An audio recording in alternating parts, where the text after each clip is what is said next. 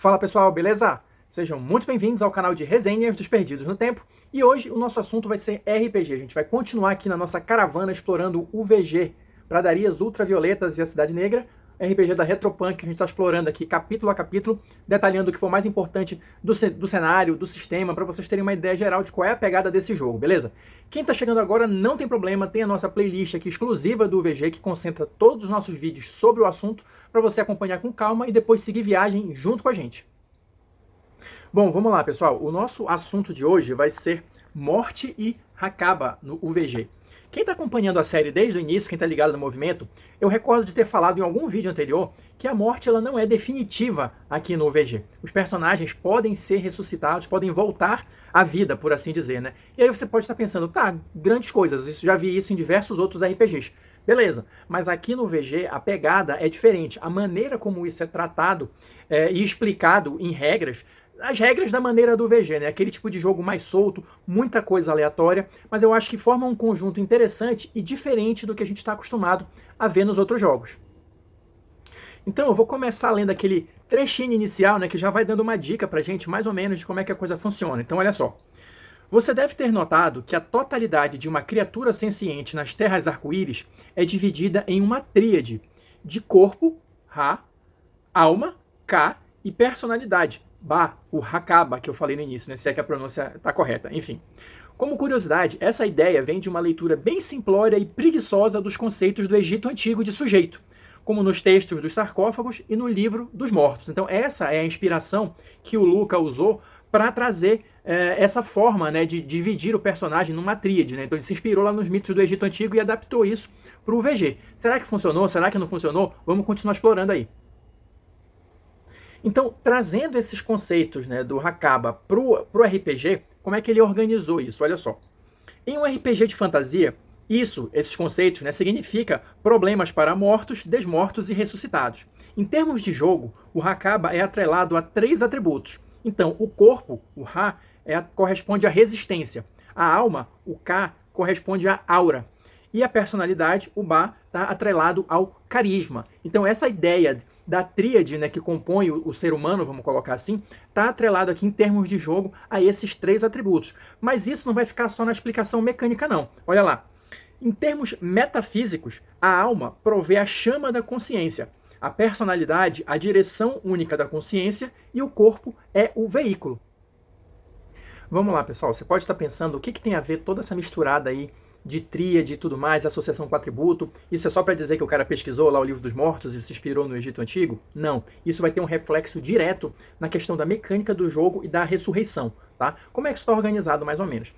A forma como o personagem vai morrer influencia, de alguma maneira, a forma com a qual ele pode ser ressuscitado. Ele pode voltar à vida aqui num sentido mais amplo da coisa, tá? Ou seja, só revisando aqui rapidinho, porque acho que é importante para pegar esse conceito, como é que funciona a questão do combate, do dano aqui no VG. O personagem ele vai ter pontos de vida e pontos de fadiga, tá? Então cada vez que ele leva danos que vão reduzir a vida dele, os pontos de vida dele a 0, ele ganha um ponto de fadiga, tá? O que vai matar o personagem, na verdade, é o acúmulo de pontos de fadiga, tá? E lembrando que aqui no VG, além de levar o dano puro, vamos colocar assim, o personagem ele pode levar dano no atributo e funciona da mesma maneira.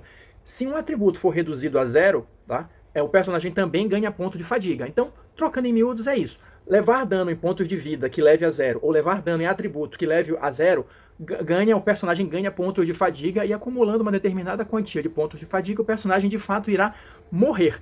Lembrando que esses danos no atributo geralmente são danos especiais, ataque especial, maldição, alguma coisa assim. Tá? Então, com isso em mente, como é que funciona esse esquema aqui da ressurreição, do retorno à vida no VG?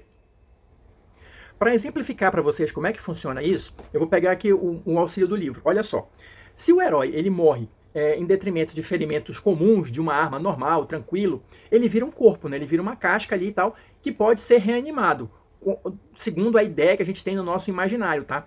É diferente se ele morre em detrimento de dano em algum dos atributos, ou mais especificamente, algum dos 3 atributos que eu citei aqui que estão vinculados a essa tríade, né, que compõe o personagem. Os atributos que são resistência, aura e carisma. E como é que isso vai influenciar?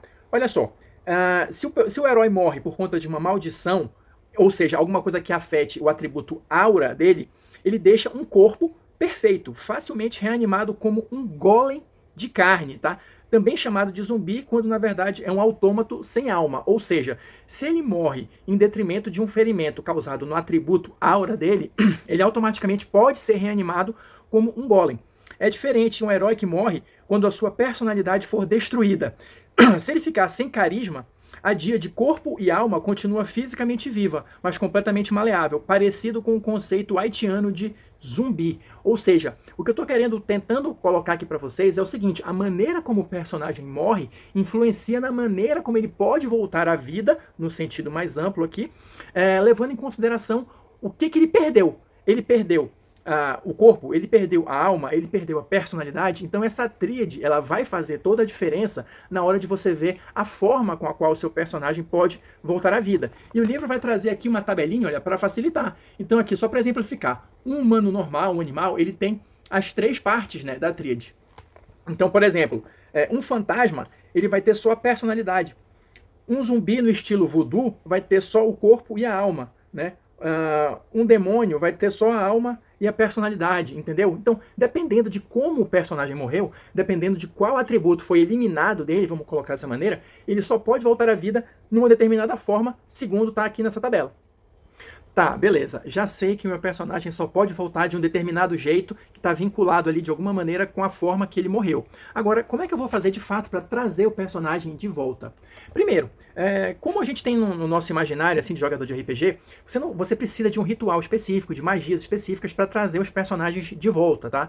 E logo o livro faz esse alerta que não é algo que seja muito comum ou visto com bons olhos nas terras do arco-íris, tá? Mas lá no meio das pradarias, dos campos desertos, nas áreas mais selvagens, enfim, vale tudo, né? Mas é só para marcar para vocês que isso não é algo que aconteça com tanta frequência assim, ou algo que seja comum, né, nesse universo, nesse cenário aqui do VG. Mas além disso, além de você precisar de um ritual especial, de uma magia ou alguma coisa nesse sentido, trazer alguém de volta tem um custo elevado. A gente já comentou um pouquinho sobre custos da magia, né? Custo para quem faz a magia, mas nesse caso aqui específico, eu vou me deter no custo para quem volta à vida, tá? Então, você vai aqui, nesse caso específico, ter 2 custos. O custo de quem faz a magia, que a gente já comentou em vídeo anterior, e quem volta à vida também tem um preço a pagar. Então, como é que vai funcionar essa questão do preço a ser pago nas magias? Aqui o livro vai trazer uma tabelinha, ou melhor dizendo, 3 tabelas para orientar a gente. Por quê? Vai depender primeiro da potência da magia que você vai usar. Então tem as magias mais fracas e as intermediárias e as poderosas. Elas vão ter o mesmo efeito, que é trazer alguém de volta. Mas então, qual é a diferença entre elas? Na verdade, aqui como é que vai funcionar? Vai ser a combinação da magia e o tempo, né, que aquela pessoa, que aquela criatura faleceu e se ela pode ser trazida de volta ou não. O que eu quero dizer com isso? Por exemplo, na magia mais fraca aqui, animar os mortos, ela vai de 1 minuto que a pessoa morreu até no máximo 1 semana. A magia intermediária, ela vai de 1 hora até 1 mês, a partir da data do óbito, né, da morte. E as magias profanas e assustadoras, como ressurreição, vai de 1 dia até 1 década. Ou seja, quanto mais poderosa a magia, ela consegue reviver alguém que morreu há mais tempo. Só que, claro, como você já deve estar imaginando aí, quanto mais poderosa a magia, maior o custo para a pessoa que está sendo revivida, tá? Então, só para dar alguns exemplos aqui. Nessas mais fracas aqui, vamos pegar o exemplo mais simples. A criatura morreu faz 1 minuto e foi usada uma magia fraca para trazê-la de volta. Ela vai perder 1 de carisma, tá? Um exemplo aqui da intermediária. A pessoa morreu faz 1 semana. Ela vai perder 2 de inteligência e 1 D6 de carisma ao ser trazida de volta. E por último, vamos pegar o pior exemplo aqui. Morreu há 1 década.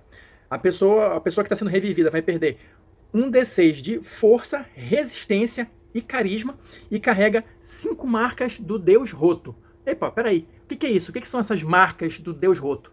Você realmente achou que trazer alguém que morreu há tanto tempo de volta ou usar uma magia tão poderosa assim não ia ter ainda mais custos? Então olha só, quem é revivido através dessas magias mais poderosas, e o que significa dizer também, quem é revivido que já morreu há mais tempo, ou seja, você está falando aqui do intervalo de 1 dia até 1 década, vai com certeza carregar uma dessas marcas do Deus Roto. Quem é esse Deus Roto? O livro ele não entra muito em detalhes aqui a respeito disso, mas eu imagino que seja algo como um deus da morte ou alguma coisa nesse sentido. Por quê?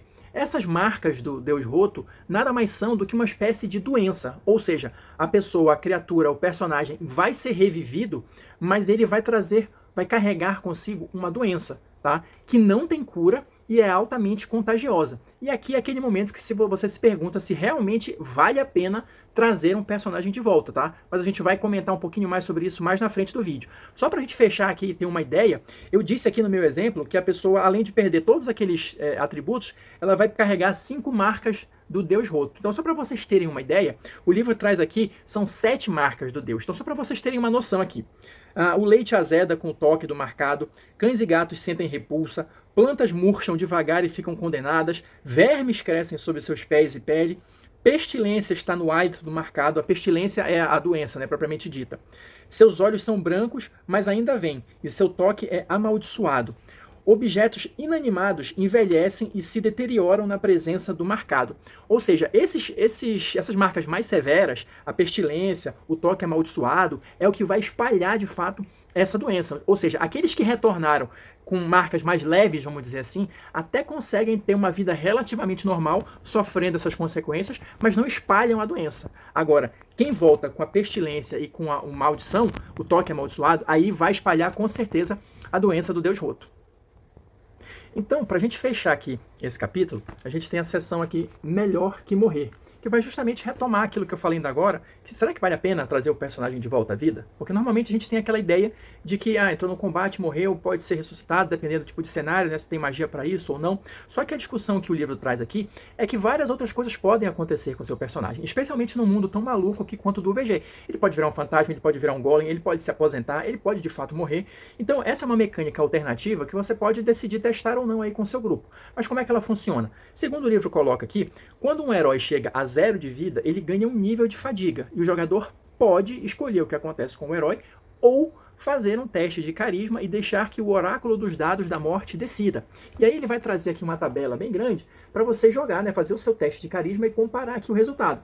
Lembrando que quanto menor o resultado, pior a situação para o personagem, né, em tese, e quanto maior o resultado, melhor. Eu até acho que seria mais interessante você não fazer esse teste toda vez que você ganha um ponto de fadiga. Talvez você deva reservar isso para aquele momento que representaria de fato a morte final do seu personagem, né? Quando ele de fato partiria para a terra do pé junto, vamos chamar assim. Então, só para a gente ter uma ideia geral, como é que vai funcionar? Aqui você vai ter o resultado do teste, né, explicando mais ou menos o que acontece, e aqui um efeito no jogo. Então, só para exemplificar aqui rapidinho. Se você tirar 1, é uma cena super traumática. O herói cai em uma câmera lenta sanguinolenta. O campo de batalha fica em silêncio profundo. Qual é o efeito do jogo?